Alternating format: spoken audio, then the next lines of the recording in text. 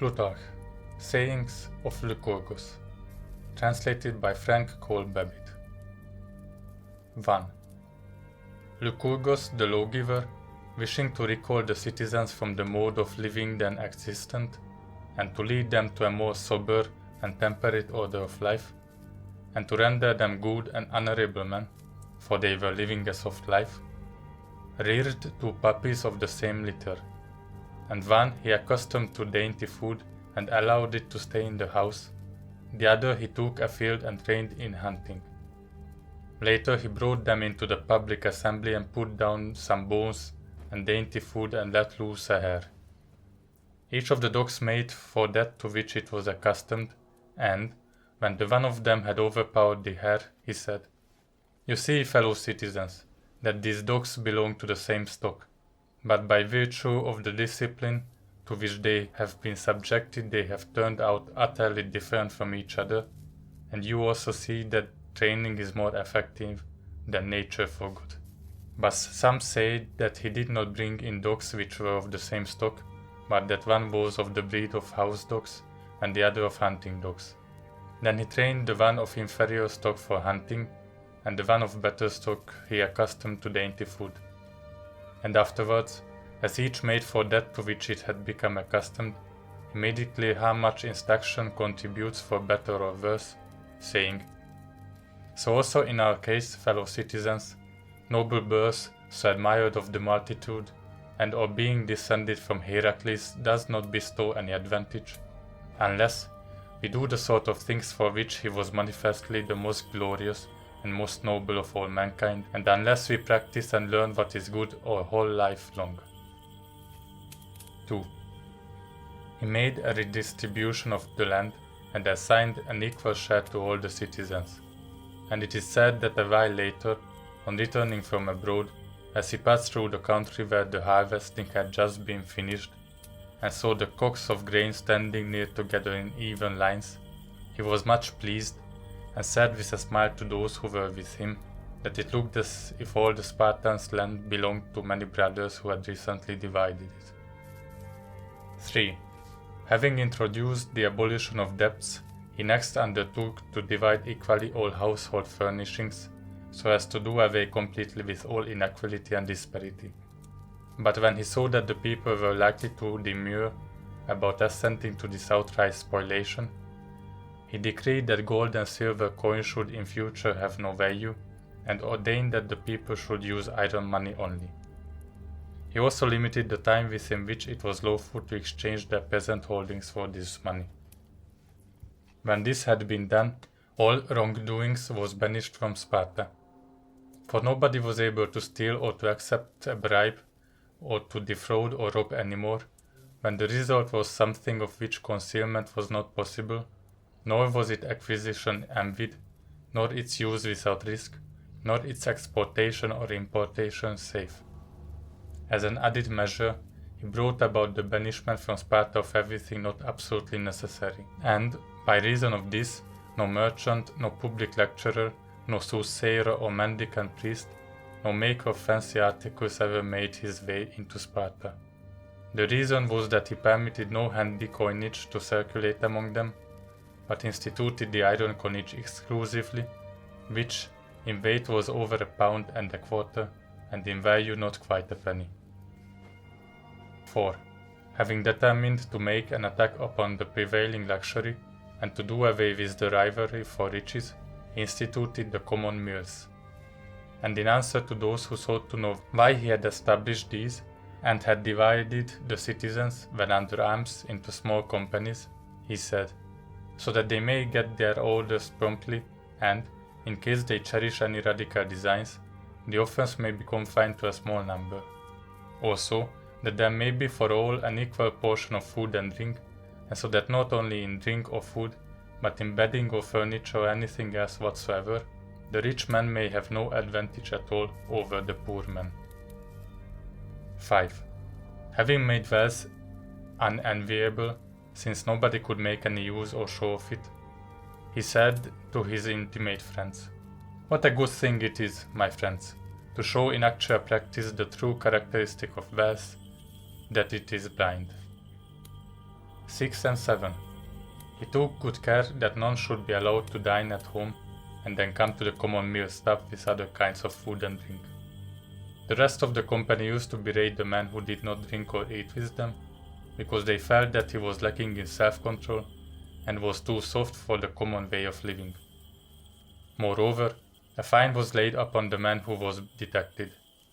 Case in point is that of Aegis, the king, who, returning from a long campaigning in which he had overcome the Athenians in war, wished to dine at home with his wife on this one day, and sent for his alliance of food.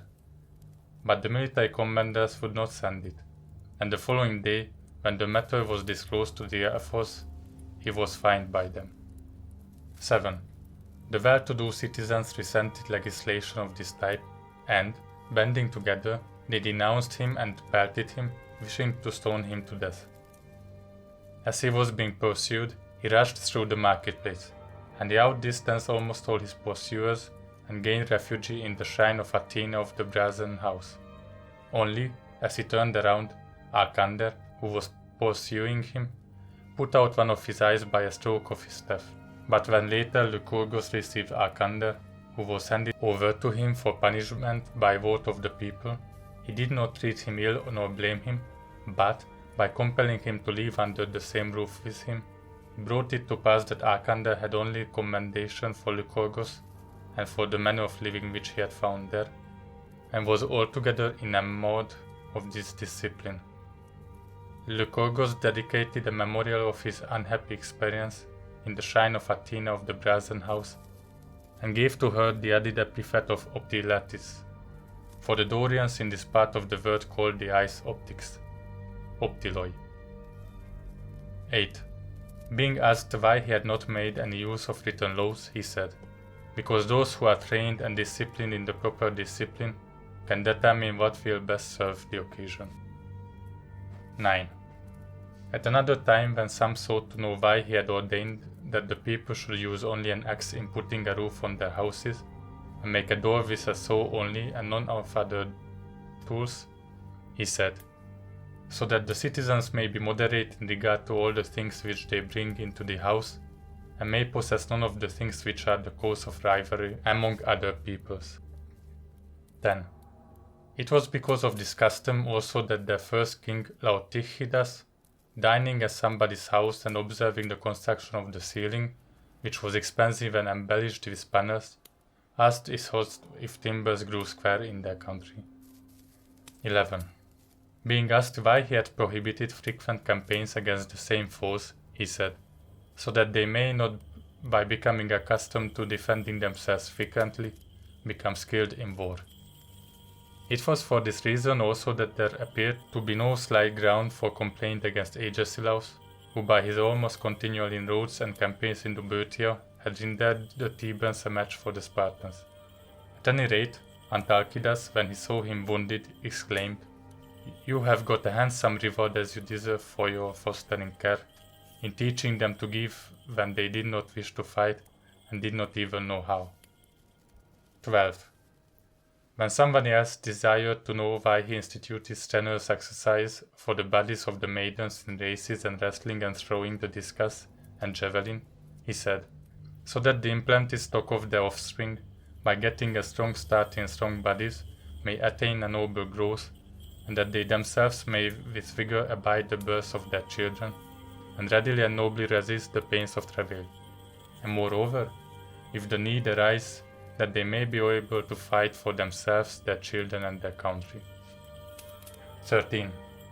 When some persons expressed disapproval of the nudity of the maidens in the processions, and sought to know the reason for it, he said, "So that they, by following the same practices as the men, may not be inferior to them either in bodily strength and health, or in mental aspirations and qualities, and then they may despise the opinion of the crowd." Wherefore is recorded also in regard to Gorgo, the wife of Leonidas, a saying to this effect, when some woman, a foreigner presumably, remarked to her, "You Spartan women are the only women that lord it over your men." She replied, "Yes, for we are the only women that are mothers of men." 14. By excluding the unmarried from looking on at the festival of the naked youth, and by laying upon them other additional disgrace, he created much concern about having children. He also deprived them of the honor and attention which the young bestowed on their elders.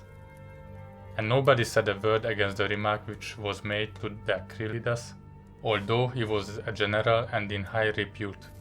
For one of the younger men, as Decrilidas approached, did not rise to offer his seat, saying, "No, for you are not the father of any son who will rise and offer his seat to me." 15.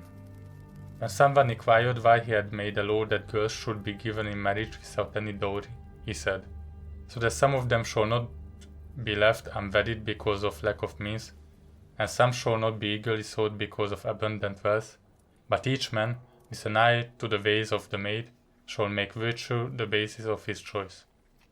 For this reason, he also banished from the state all artificial enhancement of beauty. 16. He set limits to the time of marriage for both men and women, and, in answer to the men who inquired about this, he said, "So that the offspring may be sturdy by being sprang from mature parents." 17. In answer to a man who expressed surprise because he debarred the husband from spending the nights with his wife, but ordained that he should be with his comrades most of the day and pass the whole night in their company, and visit his bride secretly and with great circumspection, he said, "So that they may be strong of body and never become sated, and that they may be ever fresh in affection, and that the children which they bring into the world may be more sturdy." 18. He banished perfume on the ground that it spoiled and ruined the olive oil, and also the dyer's art on the ground that it was a flattery of the senses. 19. To all whose business was the enhancement of personal beauty, he made Sparta forbidden ground, for the reason that they outraged the arts through the vileness of their art. 20. So strict in those times was the virtue of the women, and so far removed from the laxity of morals which later affected them, that in the earlier days the idea of adultery among them was an incredible thing. They still recall the saying of a certain Gerardaetas, a Spartan of the very early times, who, on being asked by a foreigner what was done to the adulterers in the country, since he saw that there had been no legislation by Lycurgus on the subject, said, "Sir, there is never an adulterer in our country." But when the other retorted with, "Yes, but if there should be," Gerardaetas said, "His penalty is to provide an enormous bull which by stretching his neck over Mount Taygetus can drink from the river Eurotas." And when the other in amazement said, "But how could there ever be a bull of this size?" Gerardaetas laughed and said, "But how could there ever be an adulterer in Sparta, in which wealth and luxury and adventitious aids to beauty are beheld in this esteem, and respect and good order and obedience to authority are given the highest place?" 21. In answer to the man who was insistent that he establish a democracy in the state, Lycurgus said, "Do you first establish a democracy in your own house?" 22. When someone inquired why he ordained such small and inexpensive sacrifices to the gods, he said, "So that we may honor the divine powers without ceasing." 23. As he permitted the citizens to engage only in the kind of athletic contests in which the arm is not held up, somebody inquired what was the reason. He replied, "So that no one of the citizens shall get the habit of crying quits in the midst of a hard struggle." 24.